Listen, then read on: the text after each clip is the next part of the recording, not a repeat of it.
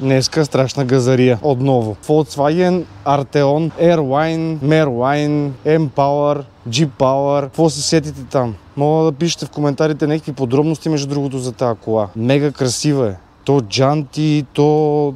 Аз забравих даже за какво пуснах камерата, като я видях тази кола. Да. В Студентски град сме. Ще оправим една щета. А и между другото, Volkswagen много не правим от градушки. Не знам, не ги ли лови градушката тия коли? Също мога да кажете в коментарите. Не знам, и щети не има много. Много здрави ли са? Не мога да разберем. От градушки правим повече японски коли. И поршета. Явно те са по-лабави. Ето сега разглобяваме колата. Щета от коляно. Щета от коляно. Ето, а тук, сега след малко ще пуснем и лампата да видите. Макар че и така се вижда доста добре. Ще стане перфектна. Без съмнение. Доста видяеме вече, така че надявам се да сме ви убедили точността. Ето, включихме лампата. Би трябвало да излезне доста добре, но по закона на гъста никога не се знае. Нещата не изглеждат толкова прости, колкото са. Ето, хубаво да видите щетата. Доста неприятно изглежда на тази нова кола. Това ще се коригира. Ние сме за тази работа. Ето и тук щета от коляно. И тук може да е било някой бивши гадже, знае ли човек. Ама ето, пак казвам, може да си го изкарвате на колите и заповядайте при нас. Изправяме го и си отивате щастливи. Няма нужда да се карате. То пак, ако не се карате, няма да имаме работа. Така че, давайте, смело. Тук сме.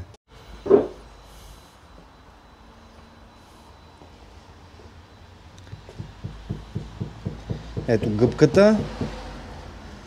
Сега размаза силикона, тук ще ми е грозно на камерата. Значи... То снимането не е като да изправяш ламарини. Това е, давай.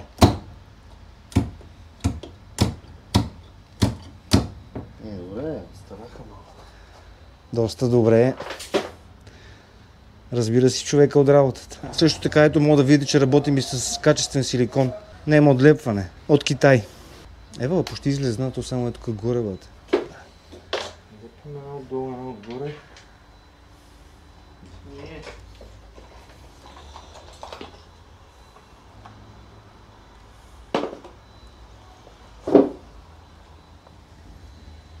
А колко лесно изглежда отстрани само.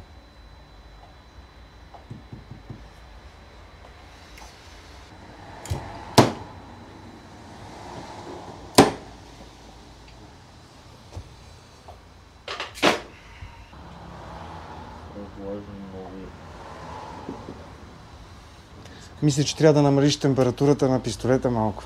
Много ти е течен силикона. Да.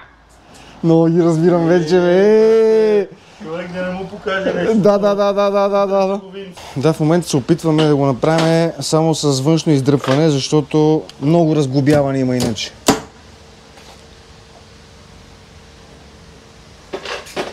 Естествено не е за първи път, така че ще се справим и с това.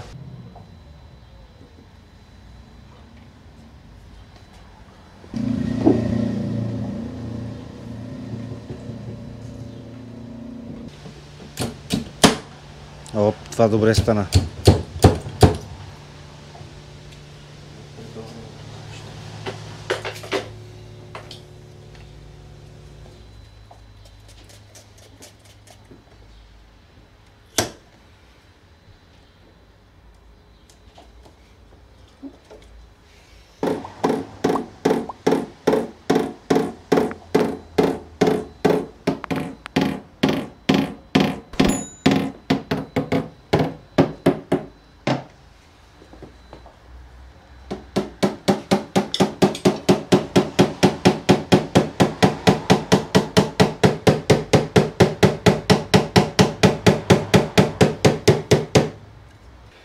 Между другото, мога да кажете, наистина, аз не знам тази кола какъв двигател е. Само знам, че е бензинова и е истинска ерка. Така че ще се радвам да напишете в коментарите. А също така не забравяйте да ни последвате и да ни лайквате клиповете в YouTube, защото не се знае никога човек кога може да сте ни клиенти.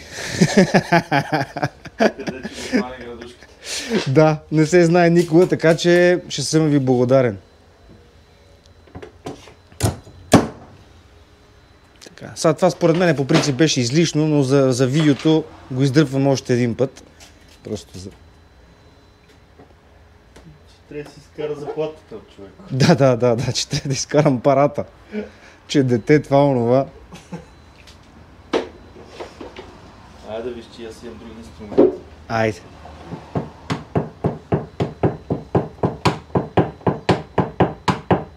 Това е хубаво, между другото, че взема тия инструменти, значи сме към края, защото ми се откачи ръката да държа камерата. Това го казвам, нали, само да се знае, че и това не е толкова лесно, колкото изглежда. Айде, още едно дърпане.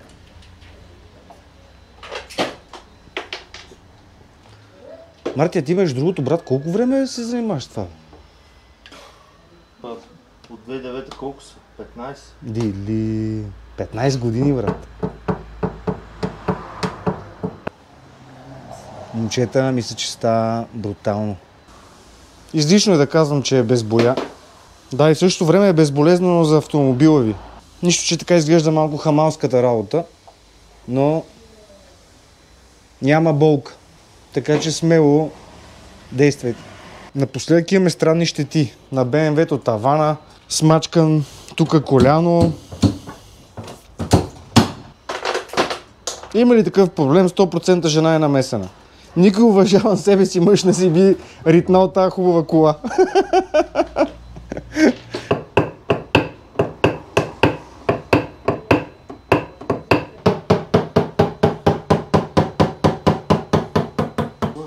Между другото, ето сега разбирам, защото това е доста нова кола и надали още и се знаят болешките.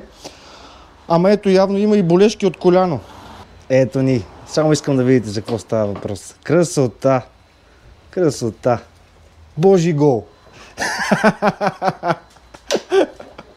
Тук ще стане едно мини влогче. Ако имате въпроси, също така мога да пишете в коментарите. Отговаряме на всички. Поне се опитваме. Така че заповядайте. И в коментарите цени не даваме, защото е много относително за всяка една щета, кола и така нататък. Ето пастиране, лекичко, за да не прегрееме лака. Избърсваме и магията е на лице. Просто брутална работа.